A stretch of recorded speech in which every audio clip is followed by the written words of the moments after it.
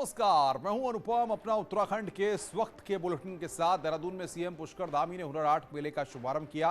इस दौरान केंद्रीय मंत्री मुख्तार अब्बास नकवी भी मौजूद रहे हैं। हुनर हाट का आयोजन केंद्रीय अल्पसंख्यक मंत्रालय ने किया है। 7 नवंबर तक रेस कोर्स में मेले का आयोजन किया जाएगा। हुनर हाट मेले में स्वदेशी प्रोडक्ट्स भी मिलेंगे।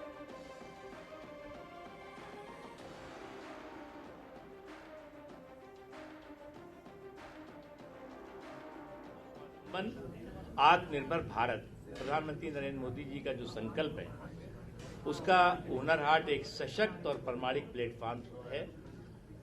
और मुझे इस बात की बहुत खुशी है कि हमारे मुख्यमंत्री जी, पूर्व मुख्यमंत्री जी, पार्टी के बहुत ही वरिष्ठ लीडर्स, संसद सदस्यगण आज यहाँ पर जो देश भर के दस्तकार शिल्पकार हैं, उनकी हौसला अफजाई करने, उनका उत्साहवर्धन करने आए हैं। माननीय प्रधानमंत्री जी का जो एक आत्मनिर्भर भारत और लोकल फॉर वोकल का जो नारा है, वो इस प्रकार के जो हाट बाजार हमारे लगते हैं, उनसे उन सभी को एक अपनी जो उनकी प्रतिभा है, जो उनका काम है, उसको दिखाने का अवसर मिलता है। उनके लिए एक बाजार मिलता है। अपने उत्पाद को मार्केट में लाने का उसका सबसे अच्छा माध्यम होता है। देहरादून से खबर है, कल गृह मंत्री अमित शाह देहरादून दौरे पर आ रहे हैं। इस दौरान सुबह 11 बजे बन्नू स्कूल मैदान में चुनावी जनसभा को संबोधित करेंगे। शाह कल मुख्यमंत्री घसियारी कल्याण योजना को भी लॉन्च करेंगे। जनसभा के बाद अमित शाह पार्टी संगठन की मीटिंग लेंगे और 1 बजे से IRDT सभागार में पार्टी मीटिंग बुलाई गई है। इसमें प्रदेश पदाधिकारी मोर्चा के प्रदेश अध्यक्ष, महामंत्री मौजूद रहेंगे। बैठक में सभी जिलों के जिला अध्यक्ष, विधानसभाओं के प्रभारी और सह प्रभारी भी मौजूद रहेंगे। अमित शाह 2 बजे बीजेपी कोर ग्रुप की मीटिंग लेंगे। कोर ग्रुप मीटिंग के बाद अमित शाह का हरिद्वार जाने का कार्यक्रम है।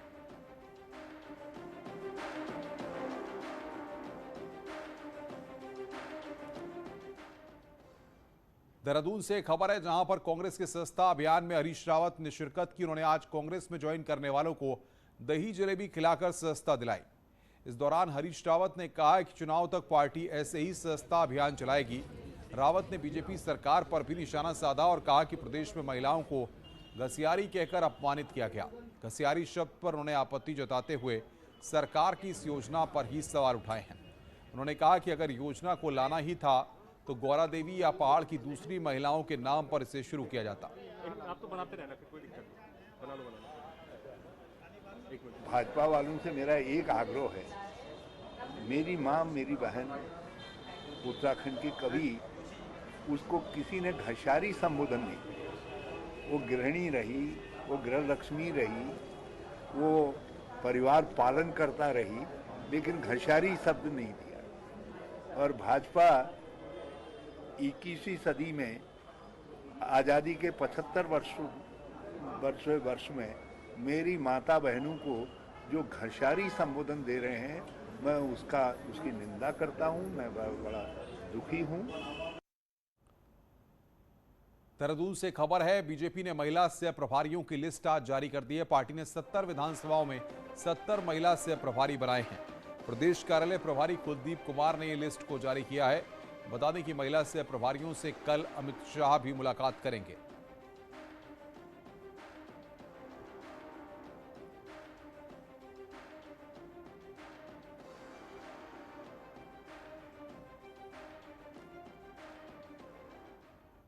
आगे बढ़ते हैं, चमोली से खबर है, जहां पर बद्रीनाथ में अचानक ठंड बढ़ने से शेषनेत्र झील जम गई है। वहीं अचानक बड़ी ठंड के चलते तीर्थयात्रियों की परेशानी बढ़ गई है, लेकिन आस्था के सामने ठंड का असर नहीं दिख रहा है और लोग बड़ी संख्या में बद्रीनाथ में दर्शन के लिए पहुंच रहे हैं।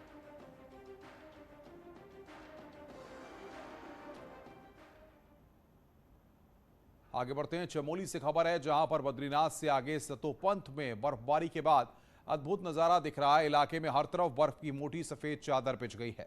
एक तरफ जहां पहाड़ों में लगातार मौसम करवट बदल रहा है, वहीं दोपहर बाद रोजाना ऊंचाई वाली जगहों पर बर्फबारी हो रही है। बद्रीनाथ धाम से 20 किलोमीटर दूर सतोपन ट्रैक पर जबरदस्त बर्फबारी हुई है। इस साल अक्टूबर में ही सतोपन ट्रैक पूरी तरह से बर्फ के आगोश में आ गया है। यहां 2 से 3 फीट की बर्फबारी हुई है और बातचीत करने के लिए नितिन सेमवाल हमारे संवाददाता जोशीमठ से हमारे साथ जुड़ रहे हैं। नितिन, फिलहाल क्या स्थिति वहां पर बनी हुई है? जी, अगर मौसम की बात करें तो लगातार पहाड़ों में मौसम बदल रहा है, लेकिन अगर सतोपंत की बात करें तो सतोपंत जो ट्रैक है वो लगभग 20 किलोमीटर का है और यहाँ पे 2 से 3 फीट बर्फ अक्टूबर महीने में जम गई है, जिससे बद्रीपुरी के आसपास के इलाकों में काफी ठंड बढ़ गई है।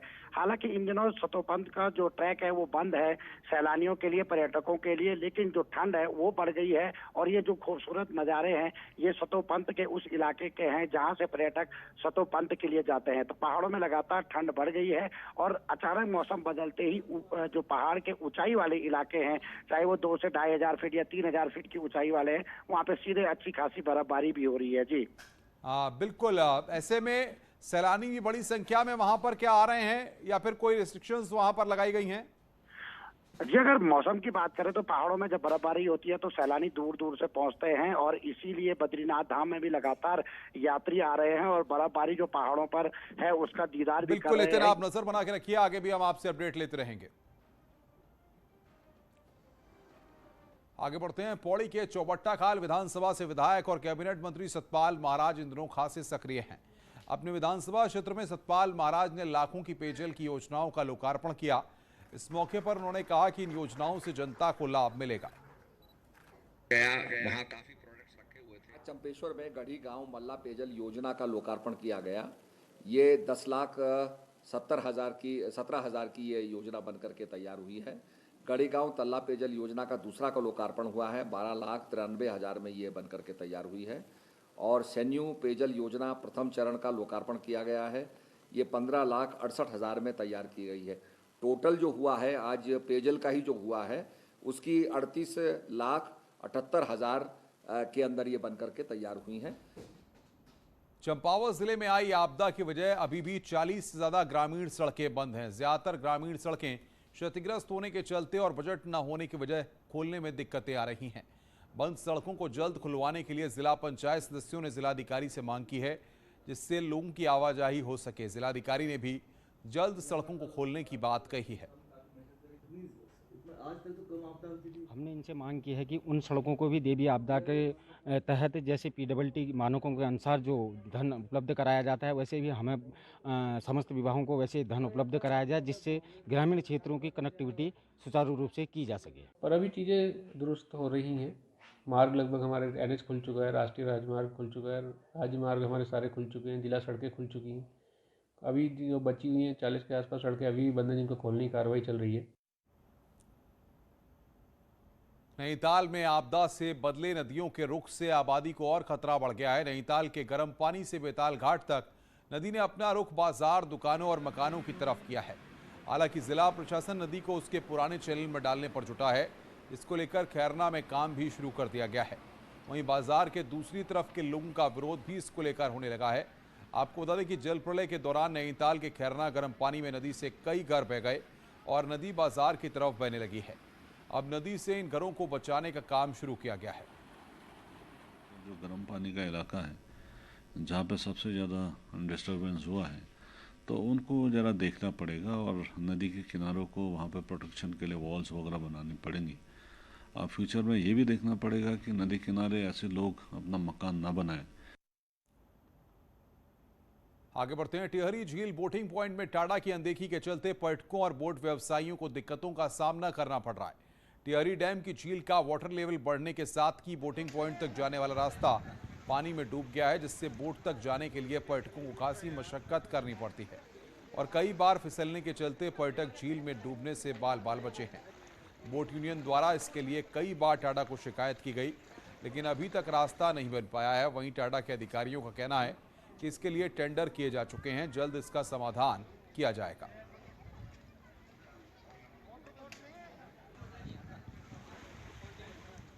सबसे पहले जो रास्ते की दिक्कत यहाँ पे है, क्योंकि जो कस्टमर आता है जो ये पहले जो बना हुआ था ये इस हिसाब से बना था कि जिस हिसाब से 825 से 823 में बोटिंग पॉइंट था। आज की डेट में इन्होंने पानी बढ़ा के 830 कर दिया था। जो मेन पार्किंग तक पानी आ चुका था, तो उसमें कस्टमर नहीं जा पा रहा था या हमें बेंचेस लगाने पड़ रही है। सारी चीज़ों में इन सारी चीज़ों में कस्टमर को बहुत बड़ी दिक्कत आ रही थी। धनराशि भी स्वीकृत होकर के आ गई है। जेटी लगाने के लिए टेंडर प्रक्रिया भी पूर्ण कर ली गई है। जैसे ही थोड़ा सा लेबर वगैरह और इसमें एक्सपर्ट जो हैं वो आने की स्थिति में बनेंगे तो वहाँ पर नई चट्टी लगा दी जाएगी प्रशासन द्वारा और टाडा के द्वारा। इसमें समस्त कार्रवाई पहले ही की जाएगी। कोटद्वार से सटे कॉर्बेट टाइगर रिजर्व के अंदर तैयार हो रही देश की पहली टाइगर सफारी को लेकर युद्धस्तर पर काम किया जा रहा है। टाइगर सफारी के 3 बाड़ों में से एक बाड़ा लगभग तैयार हो चुका है। वहीं वन मंत्री अलख सिंह रावत का दावा है कि सीटीआर के भीतर टाइगर सफारी बनाना प्रधानमंत्री नरेंद्र मोदी का ड्रीम प्रोजेक्ट है और इसको जल्द पूरा किया जा रहा है।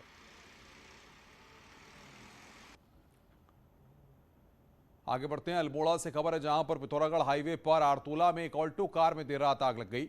इसमें एक व्यक्ति कार के अंदर ही जलकर राख हो गया। वहीं दूसरा गंभीर रूप से घायल है, जिसे हायर सेंटर रेफर कर दिया गया है। हालांकि आग कैसे लगी इसकी जांच की जा रही है।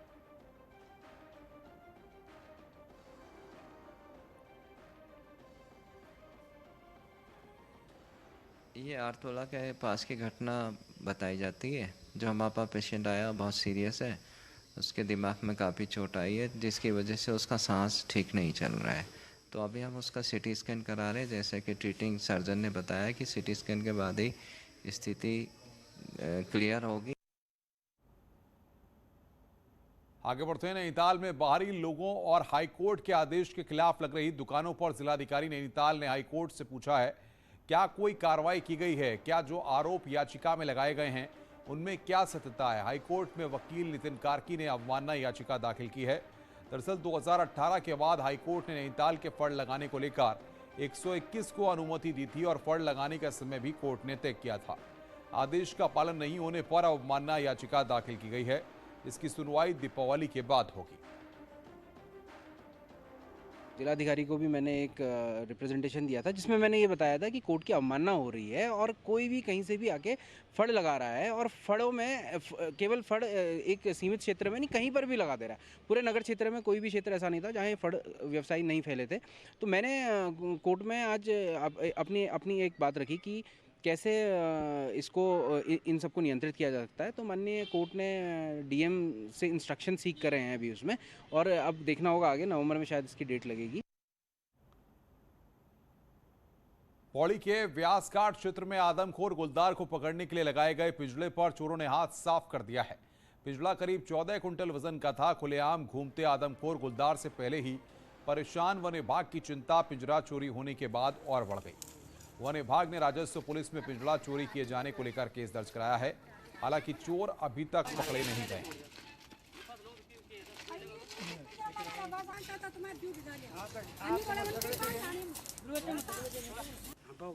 सुनते थे ना कई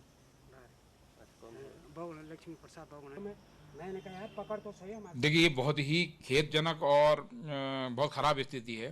तो सावधानी के तौर पर हम लोगों ने वहाँ पर जो उसको मॉनिटर डिक्लेयर करते हुए शिकारी भी दल भी तैनात किया था और पिंजरा भी लगाया गया था। और मतलब दुर्भाग्य से लोगों ने उस पिंजरे को वहाँ से चोरी कर दिया है, जिसकी एफआईआर जो है हमने उप राजस्व निरीक्षक के पास करवा रखी है। अभी उसमें अपराधी पकड़े नहीं गए। आगे बढ़ते हैं। नया वेरिएंट आ जाने से कोरोना संकट को लेकर चिंता फिर से बढ़ गई है और इस चिंता को दूर करने का एकमात्र कारगर उपाय है कोरोना टीका, जिसके लिए सरकार अब हर घर दस्तक अभियान चलाने जा रही है।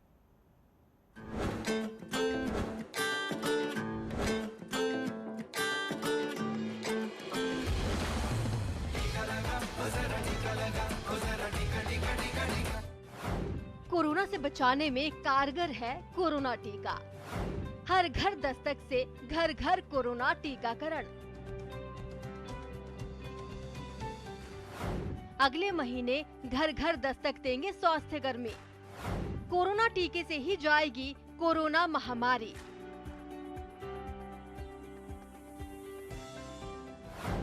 क्योंकि टीका है संजीवनी। आपने लगवाया क्या? कोरोना महामारी के खिलाफ भारत के टीकाकरण अभियान को सरकार और व्यापक बनाने जा रही है।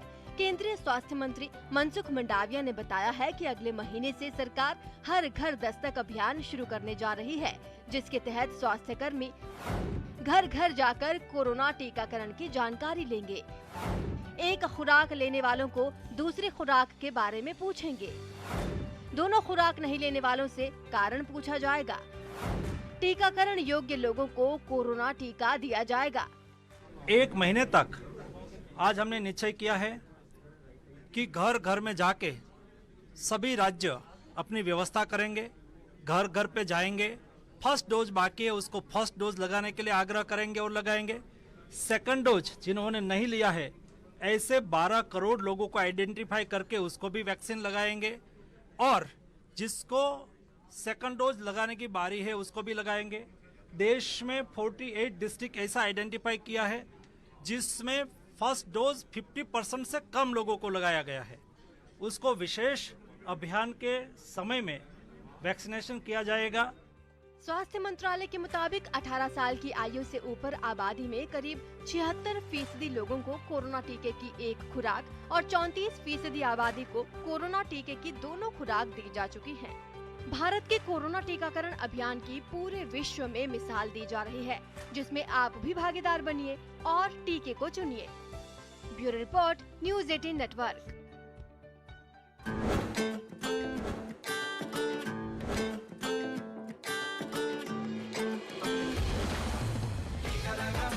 टीका लगा,